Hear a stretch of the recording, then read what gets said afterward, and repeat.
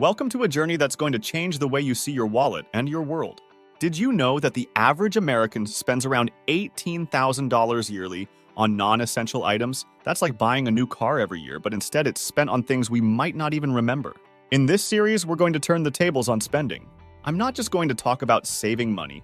I'm going to show you how to live richly without spending more. Think of it as a treasure map, where X marks the spot for both savings and satisfaction. From mastering the art of meal planning to ditching your gym membership without losing out on fitness, we're diving deep into the world of smart spending. Did you ever think you could save hundreds just by rethinking how you buy water, or that your commute could be a gold mine of savings? Well, you're about to find out. Get ready to uncover the secrets of living well for less. We'll explore tips and tricks that are not only easy to follow, but will also make a big difference in your bank account. So buckle up! It's time to embark on a journey to a more frugal, fulfilling, and financially savvy life. Let's save smartly and live lavishly the frugal way. Chapter 1. The Smart Shopper's Meal Plan. Let's dive into my kitchen secrets. Did you know that the average family wastes about $2,000 a year on food they never eat? That's like throwing a couple of vacation trips right into the trash. So, here's my game plan. Every Sunday, I sit down with a cup of coffee and sketch out my meals for the week. It's not fancy, just a simple list on a notepad. Now, grocery shopping is a mission, not a guess game. I stick to my list like glue. This way, I'm not tempted by those sneaky snacks or flashy offers. It's incredible how much you can save when you're not filling your cart with things you don't need. Cooking at home might seem daunting, but it's actually fun once you get the hang of it. Plus, it's way cheaper than eating out. An average meal out can cost 13 TS per person, while a home-cooked meal averages around 4 TS. That's a no-brainer, right? I've also become a leftover guru. Leftovers aren't boring, they're tomorrow's lunch. By reimagining leftovers, I avoid food waste and save time and money. It's a win-win. Chapter 2. The Public Transport Adventure. Have you ever thought about how much owning a car actually costs? On average, Americans spend over $9,000 per year on their vehicles. That's a big chunk of cash. So I decided to try something different. Public transportation. I know, public transport can seem confusing or inconvenient. But once I got the hang of the schedules and routes, it was a breeze. Plus, I discovered some unexpected perks. I get to read, listen to podcasts, or just enjoy some people watching while someone else does the driving. By ditching my car, I save on insurance, maintenance, fuel, and parking. Costs that really add up. And let's not forget the environmental benefits. Fewer cars mean less pollution, and that's something we can all get behind. Here's a fun fact. If just one person switches to public transit, it can reduce daily carbon emissions by 20 pounds.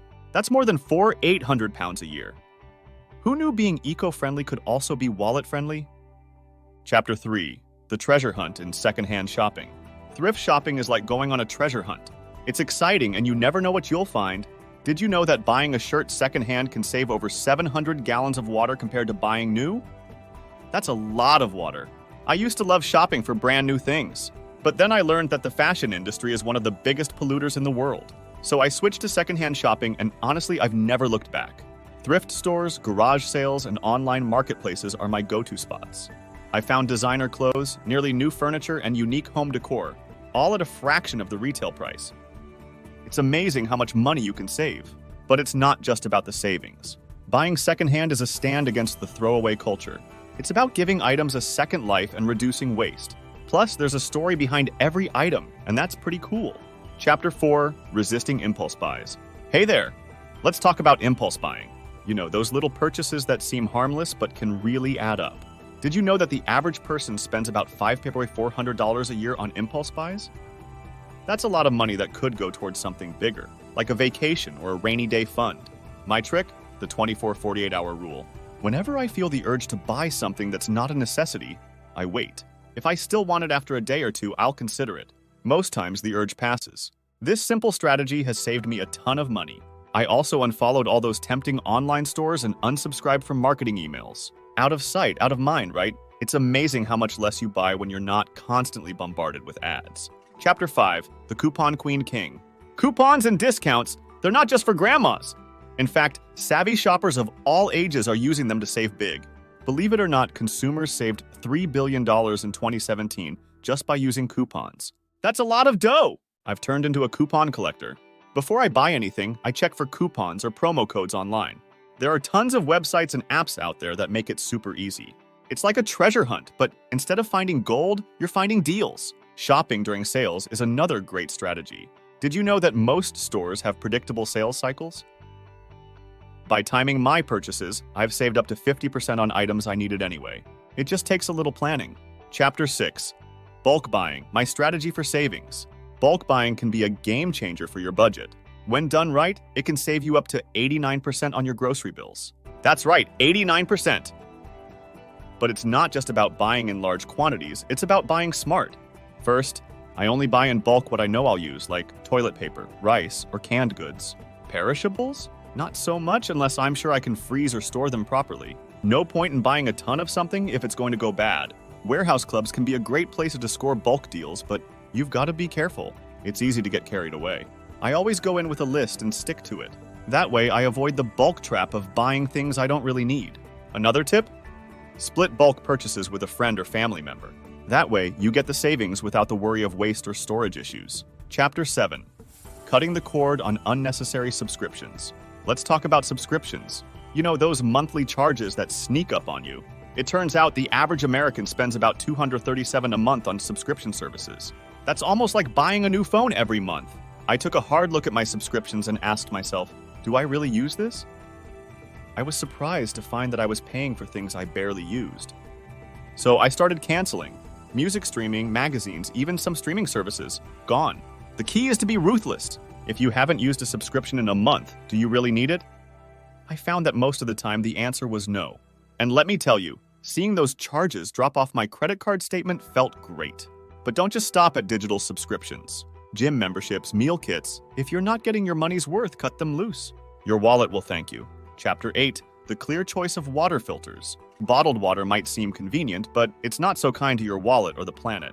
Did you know that Americans spend over $16 billion a year on bottled water? And most of that plastic ends up in landfills or the ocean. I switched to a water filter and haven't looked back. The taste is great, and the savings are even better. A water filter can save you hundreds of dollars a year compared to buying bottled water. Plus, you're doing your part for the environment. Reusable bottles are your best friend here. I have a few that I rotate, keeping them clean and ready to go. It's a small change that makes a big difference, both for your bank account and the earth. Chapter 9. DIY, my journey in self-reliance. DIY might sound intimidating, but it's really about taking small steps to be more self-reliant. Simple repairs and maintenance can save you a ton of money. For instance, did you know that the average household spends about $1,700 a year on home maintenance and repairs? That's a lot of cash. I started with small projects, fixing a leaky faucet, patching up holes in the wall, hemming my own pants. YouTube is a goldmine for tutorials. You'd be surprised at what you can learn with a little time and patience. Not only does DIY save money, but it's also incredibly satisfying. There's a real sense of pride in fixing something with your own two hands. Plus, it's a great skill to have in case of emergencies.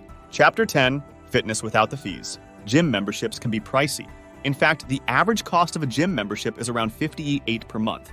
And about 67% of people with gym memberships never even use them. That's like throwing money out the window. I found a great solution. Exercising outdoors and following online workout programs.